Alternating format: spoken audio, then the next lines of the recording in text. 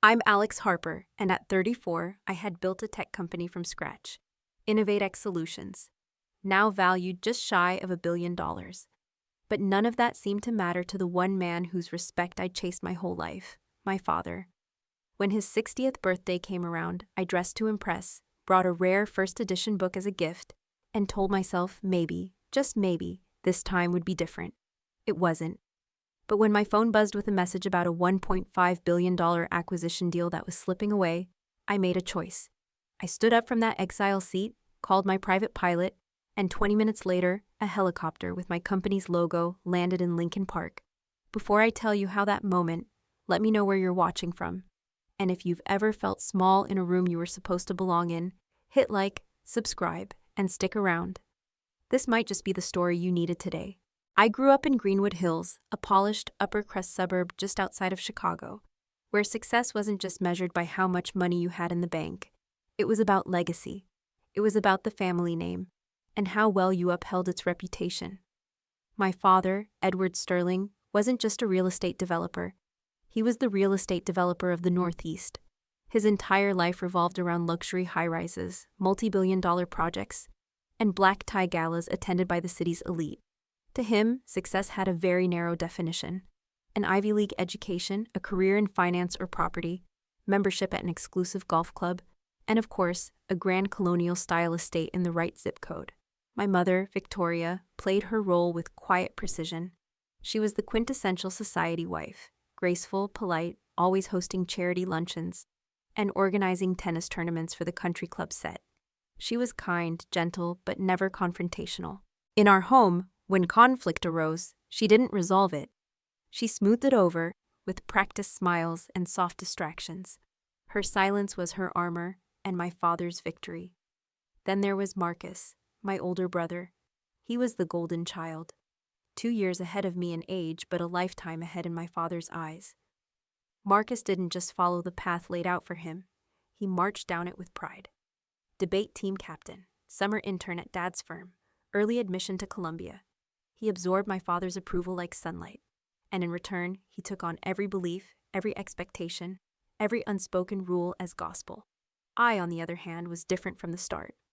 While Marcus played golf with the sons of Dad's business partners, I was in the garage dismantling our desktop computer just to see how it worked. By 12, I had programmed my first basic app, a birthday card for Mom with animated digital flowers blooming across the screen. Dad called it playing with machines. Mom thought it was sweet, but not practical. Computers make for a nice hobby, Alex, my father would often say, but real careers are built in finance, law, or medicine. By high school, the contrast was undeniable. Marcus was class president, bound for Columbia. I was the bright but oddball girl, designing websites for small local businesses, and headed to MIT. At my graduation party, my father raised a glass, not to me, but to Marcus, for guiding his quirky little sister towards something useful. I was 18, and I had already become invisible in my own family's narrative. College only widened the divide. While Marcus joined Dad's old fraternity and networked with the future titans of Wall Street, I thrived at MIT, double majoring in computer science and business. My name showed up on the dean's list every single semester, but at family gatherings, my achievements were barely a footnote. MIT's a solid tech school, my father would say to his friends, his tone always suggesting it was a consolation prize for not getting into Harvard. The real turning point came after graduation. Marcus slid straight into Sterling Properties, stepping into the role of vice president, a position that, by some miracle, had just become available the moment he got his degree.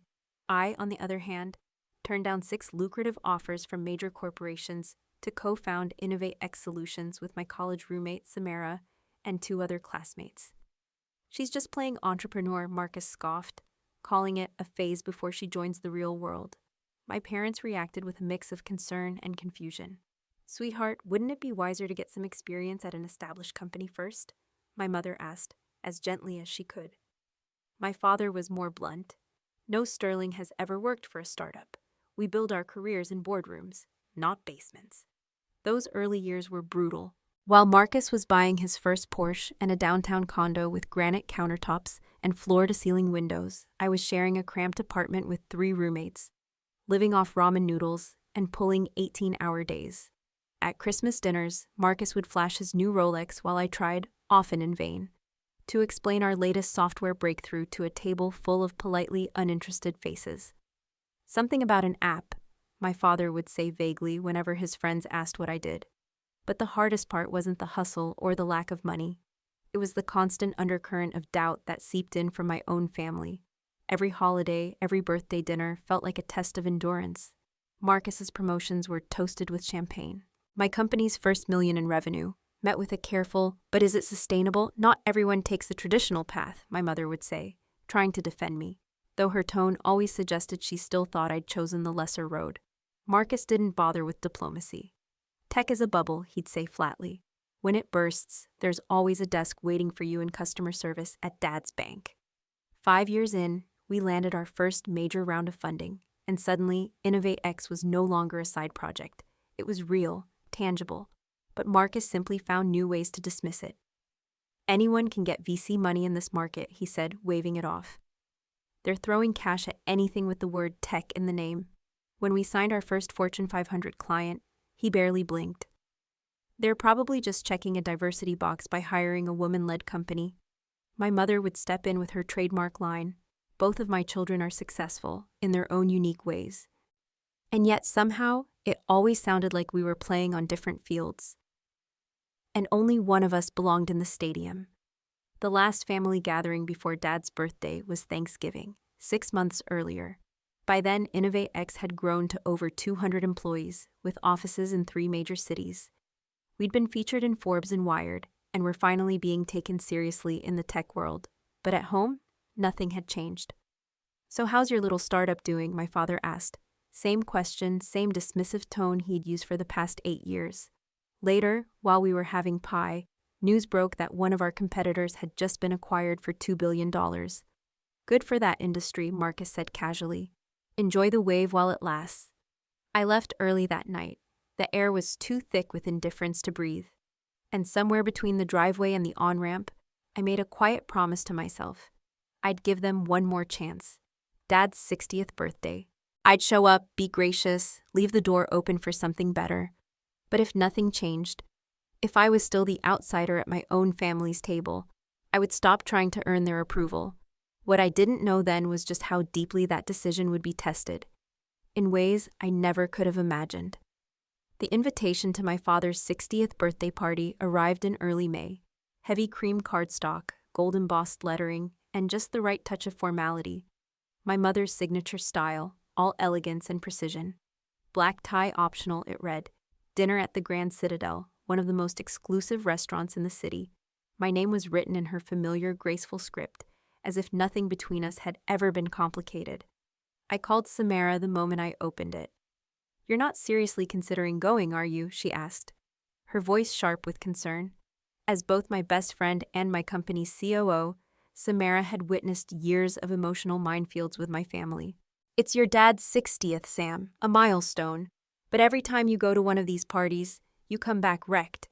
Remember Christmas? You didn't get out of bed the next day."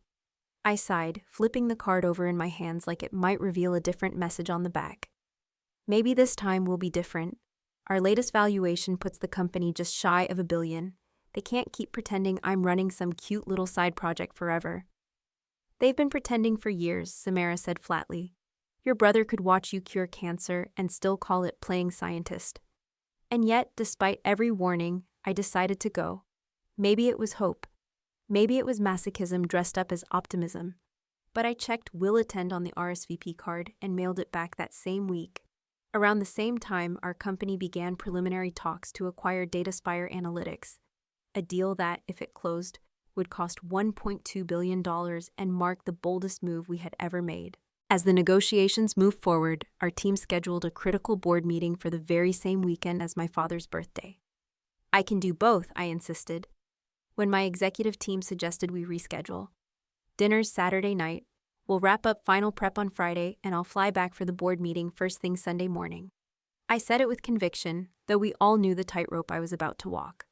In the weeks leading up to the birthday, I planned every detail with surgical precision. I bought a Valentino dress, formal enough to meet my parents' standards, but structured and confident in a way that still felt like me. For my father, I selected a first edition classic on the history of banking, thoughtful, refined, but not desperate for approval. I was determined to show up grounded, composed, and on my own terms. Meanwhile, the DataSpire acquisition began to unravel into something far more complex. A rival firm, Global Tech Nexus, had entered the picture and was circling the same company. What had started as a straightforward acquisition now teetered on the edge of a bidding war. Every day brought new updates, new tension, and the stakes had never been higher. 3 days before the party, I had my standing session with Dr. Chen, my therapist of 4 years. "What's your ideal outcome for the dinner?" she asked gently. I paused, searching for honesty, not just strategy.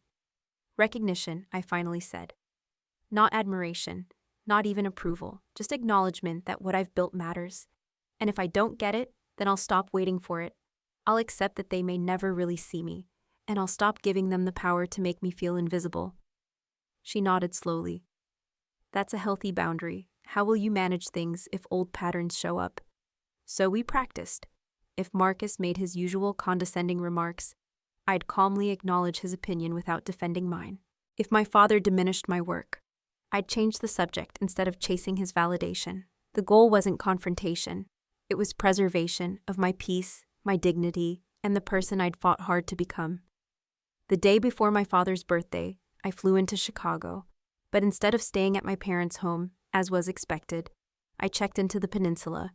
I needed neutral ground, a place I could retreat to if things went south, somewhere I could breathe without the weight of family history pressing down on my chest. My mother called just as I was unpacking. "Sweetheart, we're so excited you're coming. It means a lot to your father." "I'm looking forward to it too," I replied, politely masking the truth. "Marcus and Chloe will be there. Did you hear the news? You're going to be an aunt by Christmas." "That's wonderful," I said, brushing past the familiar ping. Another milestone Marcus had reached first. Another dinner conversation I'd be politely sidelined from. "And your father's partners will all be there. The Davies, the Sullivans, the Millers. All families who know Marcus like their own and barely remember your name." That evening, while reviewing acquisition documents from my hotel room, my phone buzzed with a message from Thomas, our CFO. "Global Tech Nexus just made a direct move to DataSpire's board. Need to talk counter-strategy." I called him immediately, and we spent the next hour dissecting options to hold our position. By the time we hung up, it was clear. This wasn't a bluff. GTN was coming in hard. "We'll need to check in daily," Thomas said. "The pace could shift overnight." "Agreed," I told him. "I'll call you again tomorrow, after the dinner." As I prepared for bed, I went through my deep breathing exercises, trying to quiet the storm inside my head. Half of my mind was racing through potential business crises, the other half bracing for emotional ones. A boardroom showdown on one side, a family minefield on the other. Sleep, I knew, would not come easy. The morning of the dinner, I woke up to a string of messages about DataSpire. Their CEO wanted to speak with me directly. Global Tech Nexus had raised their unofficial offer. Our legal team needed guidance on how far we were willing to go. I handled what I could before turning my attention to the evening ahead, trying to compartmentalize business urgency from family anxiety. As I applied my makeup with practiced precision, I gave myself one final pep talk in the mirror. "You are the founder and CEO of a company valued at nearly $1 billion. You employ hundreds of people. You're about to close the biggest acquisition in your sector this year. Nothing said over dinner can take that away." I almost believed it. The Grand Citadel radiated quiet opulence as my cab pulled up at exactly 7:00 p.m. Nestled on the ground floor of a stately midtown building, the entrance was marked only by a discreet plaque and a sharply dressed doorman. "Good evening, Miss Harper," the valet said as I stepped out. His recognition startled me, until I realized he'd likely just read my name off the reservation list. Then he added, "You're the founder of Innovate Solutions, right? I read about you in Business Weekly last month. What you've built is incredible."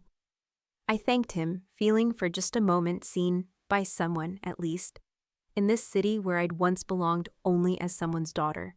Inside, the maitre d' greeted me with effortless charm and checked the guest list. "Ah yes, Miss Harper, party of Mr. Edward Sterling. They're already seated. Right this way." We moved past the main dining room, and I spotted my family instantly. They were gathered around the largest table, dead center, what my father would call a power position. I saw Marcus's back, his arm draped over Chloe's chair. My mother was laughing at something one of Dad's business partners had said. And there was my father, seated at the head of the table, every inch the patriarch celebrating 6 decades of dominance. But the maitre d' didn't lead me to that table. Instead, he veered right toward a side corridor. I believe my family's over there, I said, pointing to the center table. He hesitated. I was given specific instructions about your seating, Miss Harper. If you'll follow me. Confusion gave way to dawning clarity as he opened the glass doors to the restaurant's terrace. A small table had been set up in the corner, partially hidden by a potted plant. From this spot, I could barely make out the family gathering through the window. There must be some mistake, I said. I'm sorry, the maitre d' replied gently. But Mr. Sterling, the younger one, was very clear. You're to be seated on the terrace. As I stood there, trying to process what was happening, the terrace door opened. Marcus strolled out, champagne flute in hand. Ah, there you are, Alex. Glad you made it. His smile didn't touch his eyes. Why am I sitting out here alone, Marcus? I asked, keeping my voice even. He shrugged. We ran out of room. Dad invited more partners than expected. The terrace is... He took a deliberate sip of champagne. Reserved for the less essential guests. We need the main table for the important people. The calm cruelty in his tone was staggering, even after years of being dismissed. This public humiliation felt like a new low. This is Dad's birthday dinner, I said softly, trying to stay composed. I should be with my family. Mom actually suggested that, he admitted. But Dad thought this would be simpler. His colleagues want to talk about the new merger, and they figured you'd be bored with real business conversations. Before I had a chance to respond, my mother appeared beside Marcus, her face caught somewhere between guilt and resignation. Darling Alex, you made it, she said, planting a light, practiced kiss on my cheek. I'm so sorry about the seating. I tried to talk your father out of it, but you know how he gets once everything's been arranged. She was doing what she always did, apologizing without ever actually making things right. It's fine, Mom, I lied. I'm used to being the afterthought. Her face darkened. Don't say that, sweetheart. We're so happy you came. I'll come sit with you once the appetizers are finished. We both knew she wouldn't. The waiter assigned to the terrace looked more uncomfortable than I did, like he was absorbing secondhand humiliation. Miss Harper, may I get you something to drink? He asked softly. The most expensive bottle of Bordeaux you have, I replied. If I'm going to be exiled, I may as well run up my father's tab while I'm at it. From my lonely little table, I had a perfect view of the family celebration through the glass doors. My father was on his feet, raising a toast, commanding the room like the seasoned showman he was. Everyone appeared rapt, an ideal audience for Edward Sterling's greatest performance yet. Marcus sat to his right, the heir apparent in waiting. My mother beamed at my father with that familiar look of admiring loyalty she'd perfected over decades. I picked at a delicately plated sea bass and sipped my $900 wine, watching the picture-perfect scene unfold without me. Now and then my mother would glance over with guilty eyes, but she made no move to cross the threshold. At one point, one of my father's partners appeared to ask about me. I saw him gesture toward the terrace, but my father offered a short response and a dismissive wave, as if he'd swatted away a fly, not a question about his daughter. There were only 2 other tables seated on the terrace. Both couples looked mildly irritated to be dining outside, even in the warm summer evening. They cast curious glances my way, likely wondering what I'd done to earn such obvious exile. I didn't blame them, so was I. I thought about leaving. Every passing minute made it clearer just how little my presence meant to this family. I had every excuse. DataSpire needed my attention, and the negotiations were fragile. I could have returned to the hotel, focused on real work, and spared myself the ceremonial rejection. But pride anchored me to the chair. Leaving would mean giving Marcus the satisfaction of driving me out. So I stayed, at least through the entree. I would hold my posture, preserve my dignity, and leave on my terms. I was nibbling at my dessert, a beautifully plated chocolate soufflé that tasted like ashes, when my phone began to vibrate relentlessly inside my purse.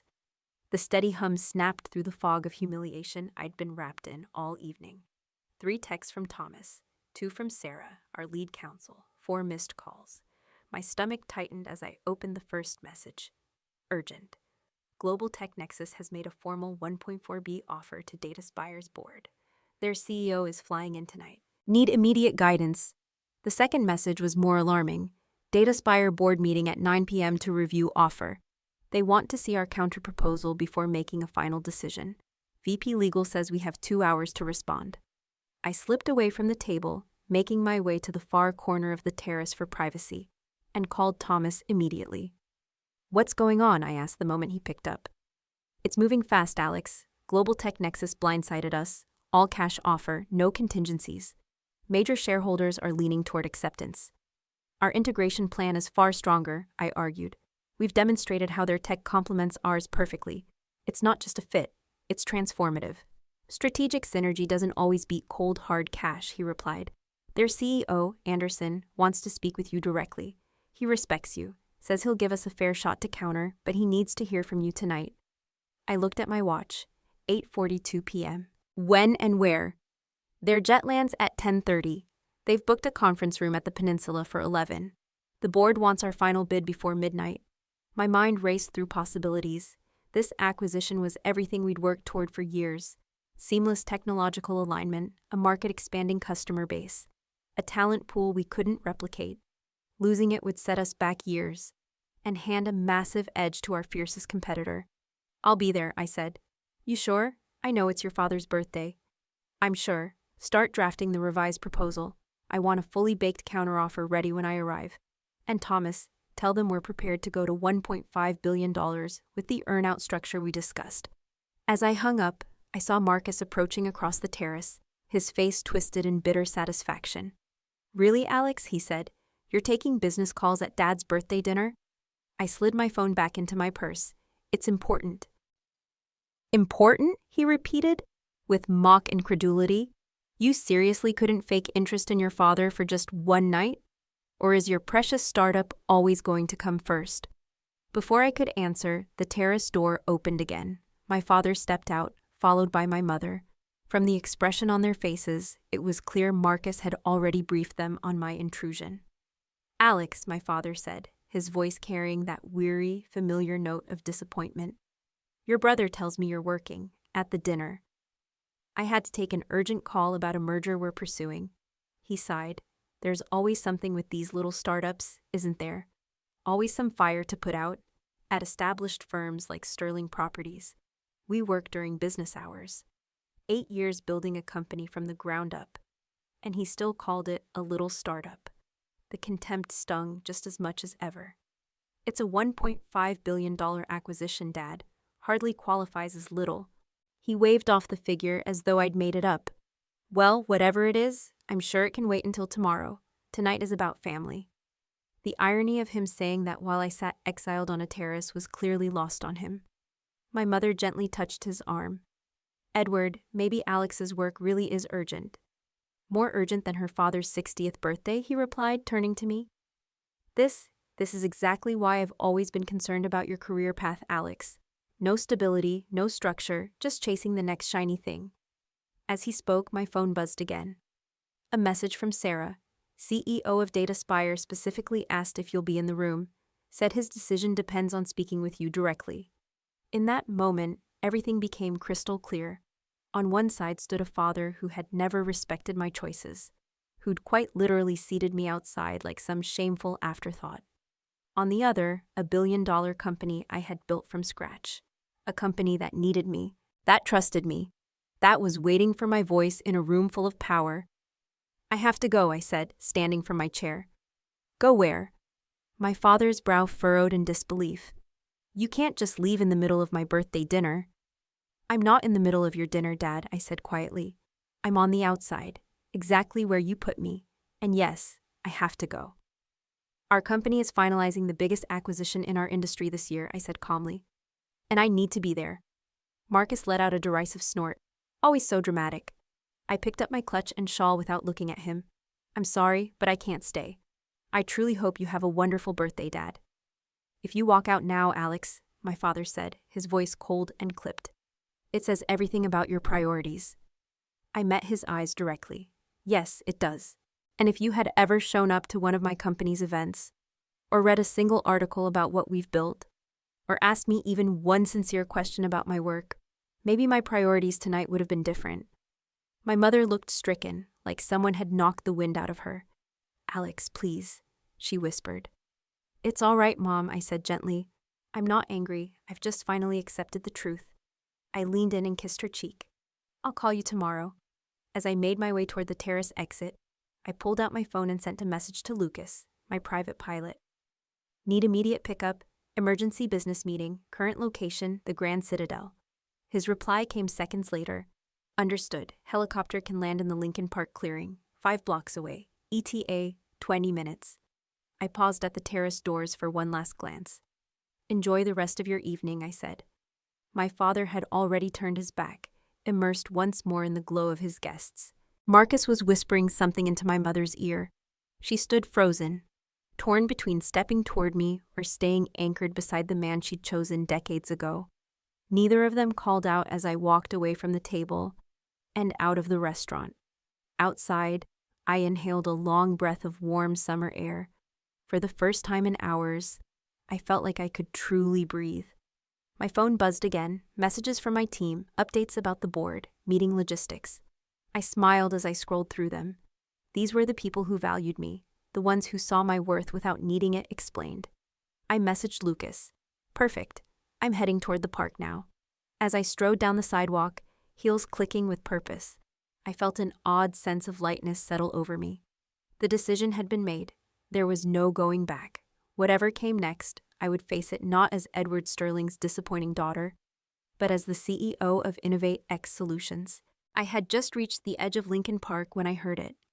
The unmistakable whump-whump of helicopter blades slicing through the night air. A few evening strollers paused, craning their necks skyward, pointing as the sound grew louder. Lucas never missed. He must have already been nearby, likely running maintenance checks at our downtown helipad when I texted. From the southern sky, a sleek black chopper emerged, its midnight body gleaming with the Innovate X logo glowing blue against the twilight. Its beacon lights blinked rhythmically as it descended. For a second, I nearly laughed at the spectacle. If I'd staged this moment as a statement, I couldn't have scripted it better. But this wasn't a show. It wasn't about proving anything. It was about showing up, really showing up, for the company I had built from the ground up. My phone rang. It was the restaurant, probably my mother. I declined the call. Instead, I stood still, watching the helicopter land gracefully in the open field, the downwash stirring leaves into a frenzy and tousling the hair of bystanders. A few people clapped. Most just stared. As I began walking toward the landing zone, another call lit up my screen. "Marcus." I answered. "What the hell are you doing?" he snapped, his voice barely audible over the background noise. "Heading to a business meeting," I replied, calm and direct. "There's a helicopter landing in the park. People are saying it has your company's logo on it." "That's because it's my helicopter," I said evenly. His stunned silence was oddly satisfying. "You're sending a chopper to Dad's birthday dinner? Are you crazy?" "I'm sending it to pick me up because I have a $1 billion acquisition to oversee. Dad's dinner is just coincidental. Everyone's at the windows watching. You're causing a scene. I'm managing an emergency. If that happens to be visible, so be it." I ended the call just as I reached the park's perimeter. Lucas's security crew had already established a perimeter, gently holding back the small crowd that had gathered. The landing was flawless, clean, efficient, commanding. The InnovateX emblem burned bright against the dark fuselage like a quiet declaration of presence. My phone buzzed again, more texts from Marcus, one from Mom, even one from Dad. I ignored them all. This moment wasn't theirs anymore. As I stepped closer to the aircraft, I looked back, just once, toward the Grand Citadel, several blocks away, yet still visible. Sure enough, through the restaurant's tall windows, I could make out faces pressed against the glass. From even this distance, I could see champagne flutes suspended in midair, their owners frozen, watching the scene unfold like something out of a movie. One of the security staff guided me toward the helicopter, shielding me from the powerful wind kicked up by the blades. As I reached the door, it swung open, not just to Lucas, but to Thomas and Sarah as well. "Figured you'd want a live briefing en route," Thomas shouted over the engine's roar, helping me aboard. I fastened my seatbelt as Lucas began his liftoff sequence. Through the window, I caught a glimpse of the small crowd that had gathered, phones raised, capturing the spectacle. In the distance, I could see the terrace at the Grand Citadel, where I had been exiled just an hour earlier, now empty, save for servers clearing away my untouched dessert. Just as we lifted off, my phone rang again, my father's number this time. I hesitated, then answered, placing it on speaker so my team could hear. "Alex, what the hell are you doing?" he barked, shouting over the ambient clatter of the restaurant. "Taking an emergency business call," I replied, voice steady. "From a helicopter?" "Time is critical. We're closing a major acquisition tonight." What kind of deal justifies this kind of spectacle? "We're acquiring DataSpire, $1.5 billion. Their CEO and board are waiting for final terms. Global Tech Nexus is trying to beat us to it." There was silence on the line. I could practically hear him processing the numbers, the company names, the sheer scale of what I had just said. "DataSpire?" he finally asked. "Martin Phillips's company?" "Yes, you know Martin?" "Of course I know Martin. Sterling Properties handled their Series B round years ago." His tone shifted, anger giving way to something resembling disbelief. "They're worth over $1 billion now?" "Global Tech Nexus has offered $1.4 billion. We're countering at 1.5. Another pause. I could hear murmurs in the background. His business partners, no doubt, suddenly very interested in the daughter they'd barely acknowledged. "And you're leading this acquisition?" "I'm the CEO, Dad. That's what I do." Thomas grinned and gave me a thumbs up. Sarah tried, unsuccessfully, not to laugh. I didn't realize your company was operating at that level," my father said at last. "I know," I replied. "You never asked." The helicopter tilted left, offering a panoramic view of the glowing Chicago skyline. In the distance, I could still make out the silhouette of the Grand Citadel, the rooftop terrace clearly visible from this height. "Well," he said stiffly, "I suppose we'll talk about this another time. Seems like you're busy." "Very. Thanks for understanding." I paused, just long enough. "Happy birthday, Dad. I'm sorry I couldn't stay." I ended the call before he could respond. Thomas gave a slow, deliberate clap. That, he said, was the coolest exit I've ever seen. Sarah had already opened her laptop. DataSpire's counsel just sent over the revised term sheet. We should review before landing. As we soared across the city, I glanced down at the shrinking lights below. The restaurant became just another flicker in a sea of buildings. For years, I had sought validation from that table, from people who claimed to love me, but never truly saw me. Now, flying literally above it all, I felt something I hadn't felt since founding InnovateX: freedom. "Let's focus on the acquisition," I said, turning to my team. "We've got a company to buy." The helicopter touched down on the rooftop helipad of our downtown headquarters at 10:15 p.m. sharp. As the doors opened, Thomas handed me an updated briefing packet. "Global Tech Nexus just raised their bid to $1.6 billion while we were airborne," he said grimly. "All cash, minimal conditions." Sarah pulled up the latest financials on her tablet. "If we match $1.6 billion, we'll have to restructure everything. Our lenders will want additional guarantees." As we descended in the executive elevator, the energy in the cabin was electric. We strategized fiercely, reviewing every angle, every risk, every advantage. By the time we reached the main floor, our team had already transformed the conference room into a full-scale war room. Screens lined the walls, displaying financial models, integration timelines, and competitor analyses.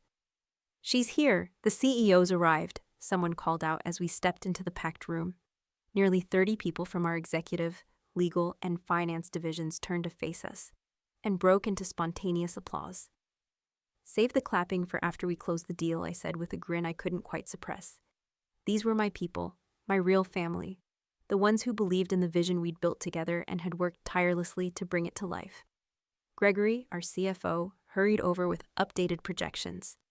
"If we go as high as $1.7 billion, we can just make the numbers work, but we'd have to restructure the earn-out terms."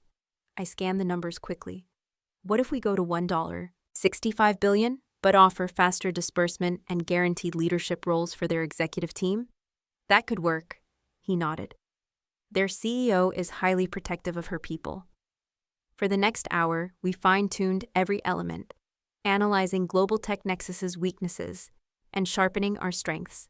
Unlike our rival, we weren't interested in consuming DataSpire. We wanted to elevate it. Their technology wouldn't be absorbed and forgotten. It would become the heartbeat of our next-gen platform. At 11:30 p.m., Dr. Evelyn Reed and her team arrived. She was an exceptional engineer, the founder of DataSpire, a woman who had built her company from the ground up, very much like me. She looked tired but resolute. "Alex," she said, shaking my hand firmly, "I appreciate how quickly you pulled this together. I understand you left a family event to be here." "Some things take priority," I replied. "This partnership matters."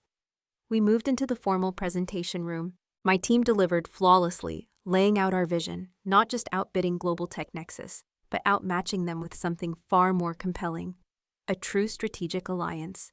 We emphasized how our technologies were complementary, how our customer bases barely overlapped, and how, together, we could challenge the industry's biggest players. "You could take Global Tech Nexus's offer," I said, looking directly at Evelyn. "No one would blame you, it's a big number, but in 6 months, your tech will be stripped for parts and buried inside someone else's platform. Your team will be scattered, your vision will be gone."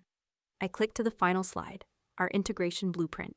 With us, DataSpire remains whole. Your core technology becomes the foundation of our next generation. Your engineers keep building, with our funding, our reach, our clients. This isn't a buyout, it's a union of strengths. Evelyn studied the screen in thoughtful silence. "And the financial terms?" I nodded to Gregory, who handed over the final proposal documents. "Total value, $165 billion, $1.2 billion in cash at closing, $450 million in InnovateX equity, no lockup period, faster payout schedule, guaranteed executive positions with substantial autonomy. Global Tech Nexus is offering $1.6 billion all cash," Evelyn noted. "They're buying you to eliminate a threat," I said plainly. "We're partnering with you to build something neither of us could achieve alone." The negotiations stretched past midnight. We combed through technical specs, organizational charts, and financial forecasts. At 2:00 a.m., we'd addressed every concern, tweaked the critical clauses, and settled on a provisional agreement. At exactly 3:17 a.m., Evelyn looked across the table at her team. They nodded. She turned back to me, extended her hand, and said simply, "We have a deal." The room erupted, not with wild cheers, but with the quiet, exhausted celebration of seasoned professionals who knew exactly what had just been won. As the legal teams began drafting final documents, I stepped out onto the terrace for a moment of silence. Below me, the city glowed. Millions asleep, unaware of the high-stakes battle that had just played out above their heads. My phone, which I had silenced during negotiations, now showed missed calls and messages from my family. I ignored them for the time being. My focus was on what we had built, and what we had just secured. By 9 a.m. the next morning, the acquisition was official. We hosted a joint press conference in our main lobby, with cameras flashing as Evelyn and I shook hands beneath the side-by-side logos of InnovateX and DataSpire. "This strategic union creates a new force in the industry," I told the assembled reporters. "Together, our companies will bring forward innovations neither of us could have achieved alone." The business press covered the story with intensity. Some noted the unusual circumstances. InnovateX CEO Alex Harper reportedly left her father's birthday dinner to personally negotiate the deal, arriving via private helicopter to close the terms, wrote the Wall Street Journal. Bloomberg's headline was even more direct. "From family dinner to billion-dollar deal, Harper's dramatic exit leads to tech's biggest acquisition of the year." When markets opened, our stock jumped 12% on the news. Analysts praised the strategic fit and decisive leadership that sealed the deal despite fierce competition from Global Tech Nexus. By noon, messages of congratulations poured in from industry leaders, board members, and investors alike. The only message from my family came from my mother. "We need to talk. Your father is upset and confused. Call me when you're free." After the final round of interviews, I returned to my hotel suite. The adrenaline had finally begun to fade. In the quiet of my penthouse, I let myself process the whirlwind of the past 24 hours. From the humiliation at the restaurant to the triumph in the boardroom. "You did it," Samara said when I called to update her. "On every level, professionally and personally." "What do you mean?" "I mean," she said, "you proved your worth on your own terms. And for the first time, you stood up to your family in a way they couldn't ignore." "That wasn't the point of the helicopter," I insisted. "Maybe not consciously," she laughed. but come on, you have to admit, it made one hell of a statement. After we hung up, I ordered room service and collapsed onto the bed, completely drained. For years, I had worked to build something that mattered, while quietly hoping for my family's approval. In a single night, I had secured my company's future, and finally stopped chasing the validation I may never receive. As I drifted off to sleep, my phone lit up once more with a message from my father. This time, we should talk about your company. Perhaps I haven't been fully informed about its significance. Not quite an apology, not exactly an olive branch, but maybe, just maybe, a beginning. I set the phone aside without responding. Whatever happens next with my family will happen on new terms. I had finally chosen myself. And for now, that was enough. 2 weeks after the acquisition, life slowly settled back into its usual rhythm. The initial integration with DataSpire was moving along smoothly, our stock had stabilized at a new high, and the media had shifted its focus from the dramatic circumstances of the deal to its long-term business implications. During that time, I made a conscious choice to keep my distance from my family. My mother called almost daily at first, her messages growing increasingly anxious. Marcus sent a handful of texts that swung between defensive justifications and half-hearted acknowledgments that maybe, just maybe, he'd been a bit harsh at dinner. My father sent a single email, a stiff formal note congratulating me on a notable business achievement, and suggesting we speak at a mutually convenient time. I responded politely but briefly to my mother, ignored Marcus completely, and sent my father a single line. I'll be in touch when my schedule allows. Samara called it my power phase. You're finally interacting with them from a position of strength, she said. Don't rush back into old patterns. She was right. For the first time, I wasn't grasping for reconciliation or approval. I was giving myself space to define what kind of relationship I wanted with my family, if any at all. One Wednesday afternoon, my mother finally managed to catch me on the phone. Alex, we need to talk about what happened, she said. Her voice wrapped in that familiar, soft-spoken tone of attempted peacemaking. Your father's birthday dinner ended a little dramatically. It did, I agreed, offering no elaboration. The helicopter may have been a bit much, don't you think? It was necessary. I had a business meeting that couldn't wait. The timing was unfortunate, but unavoidable. She sighed.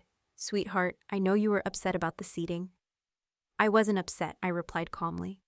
I was shown quite clearly where I stood in this family, and I made my business decisions accordingly. The helicopter would have arrived no matter where I was seated. She hesitated. Your father's been processing. The Wall Street Journal article reached his colleagues. They've been calling him. So that explained his sudden interest, not pride in what I'd accomplished, but discomfort with others recognizing it before he did. Well, I said coolly, I'm glad he's getting caught up. Can we have lunch? She asked gently. Just the two of us. I think we should talk face to face.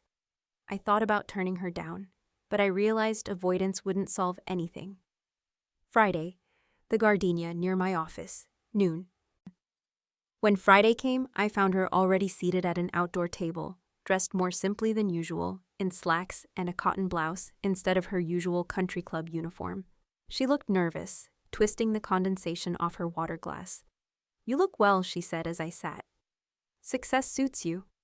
Thank you, Mom. How have you been? She gave a weary smile.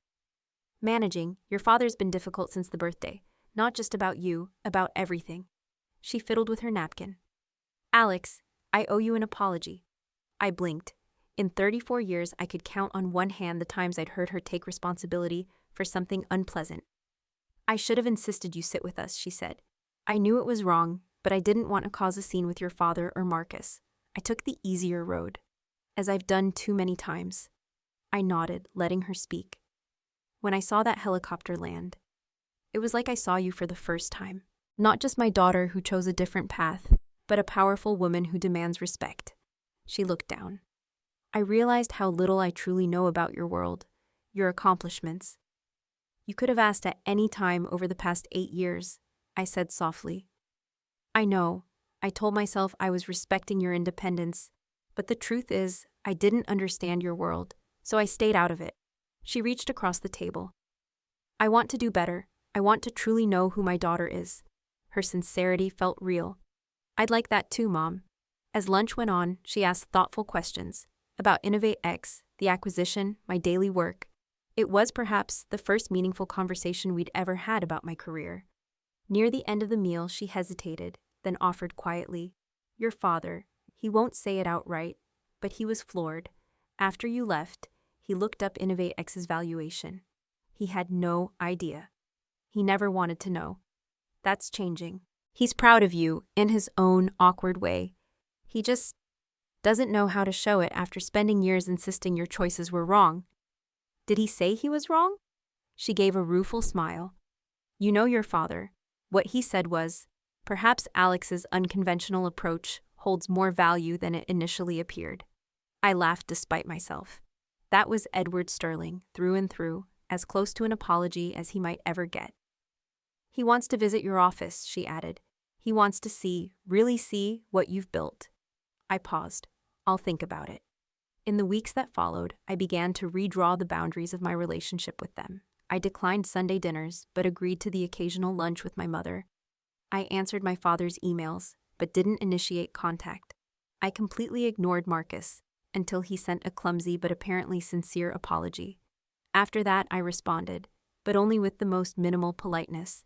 In the weeks following the acquisition, I turned my energy toward nurturing the connections that had truly carried me through the years. Samara, the original founding team. The key employees who believed in our vision when it was just an idea on a whiteboard. And the friends who cheered me on when my own family looked the other way.